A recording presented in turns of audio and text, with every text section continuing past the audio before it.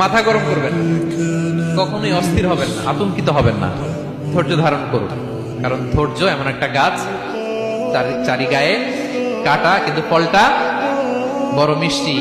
এজন্য আল্লাহ তাআলা বলেন ইন্নাল্লাহা ইউহিব্বুস সাবিরিন, আল্লাহ তাআলা ধৈর্যশীল বান্দাদেরকে পছন্দ করেন।